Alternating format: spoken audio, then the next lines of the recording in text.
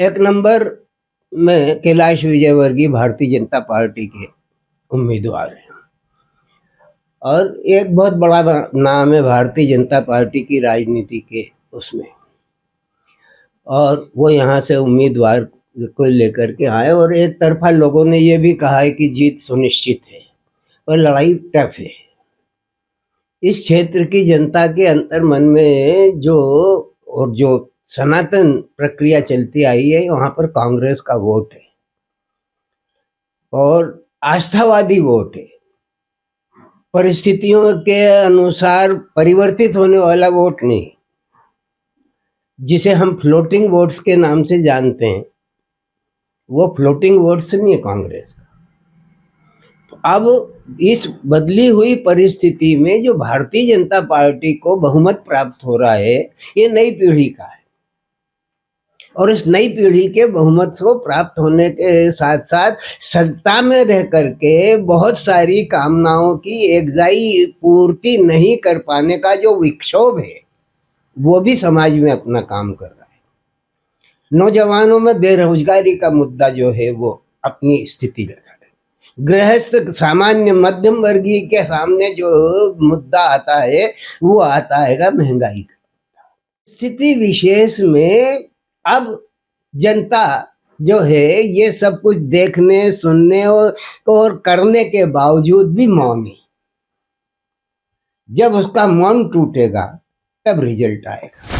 ठीक वही स्थिति है 4 नंबर 3 5 नंबर और देपालपुर, वो की वही स्थिति है कि तुम डिनाई करते रहो, हम राइट का निशान लगाते रहेंगे। लेकिन बदलाव हो सकते हैं, बदलाव की प्रक्रिया है। आज जो संतोष और असंतोष के बीच का द्वंद्व है, उसमें असंतोष कुछ ज्यादा जोर मारता हुआ दिख रहा है और यही कारण है कि पार्टी सजग होकर के बड़े बड़े योद्धाओं को दाव पर रख करके ये पारी खेलना चाहती है। सिलावट अपने हाँ यूँ बोलो कि नहीं रहेंगे? हाँ यूँ बोलो आप कि वो अपने स्थान पर रहेंगे या नहीं रहेंगे, ये जनता जानती है। और आपका अनुभव क्या कहता है? मेरा अनुभव ये कहता है कि बार बार एक ही प्रकार का भोजन करने से पेट की पाचन क्रिया बिगड़ जाती है। ज्यादा गरिष्ठ भोजन करते चले जाओ और एक सरी का भोजन करते चले जाओ और उस भोजन में कोई परिवर्तन नहीं करो तो आपकी प्रकृति जो दूषित हो जाती है, शरीर में दोष पैदा हो जाते हैं। शरीर में दोष पैदा हो जाते हैं तो विकृति आती है तो आदमी को चिकित्सक के पास जाना पड़ता है।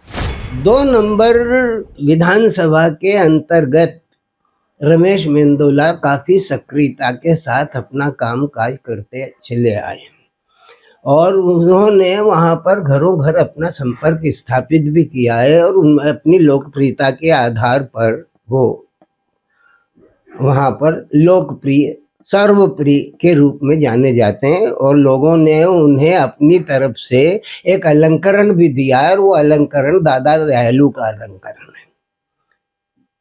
तो इस दादा दयालु के इस अलंकरण से और लगातार समष्टिगत संपर्क से वो वहां पर प्रभावी उम्मीदवार है।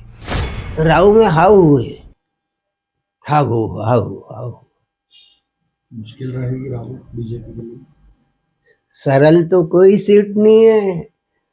राव का क्या है, जब चुनाव होता है तो सत्तारूढ़ पार्टी को जब दबंग लोगों को उतार करके मैदान में बिठाने के लिए उठाने के लिए मजबूर होना पड़ता है तो इसका मतलब यह है कि चैलेंज गहरा है और उस गहरे चैलेंज को स्वीकार करने के लिए पार्टी को तैयार रहना पड़ता है। तो जनता के अंतर्गत आए हुए भावनाओं को पढ़ने की ताकत भी तो राजनीति रखती है ना।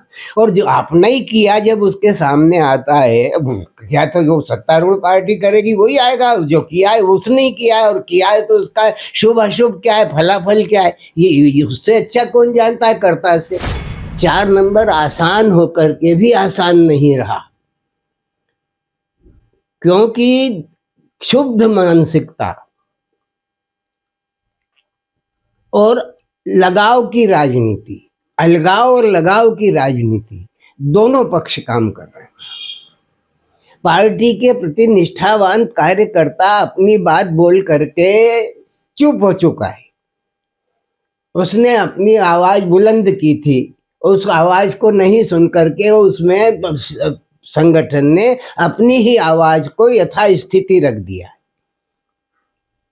ऐसी स्थिति में संगठन प्रधान राजनीति का जो देवतुल्य कार्य करता है, जिसको देवतुल्य कार्यकर्ता कहकर के बीजेपी समय संबोधित करती है, वो कार्यकर्ता प्रस्तर प्रतिमा की तरह मूक होकर के अपने स्थान पर अनुशासित हो जाता है।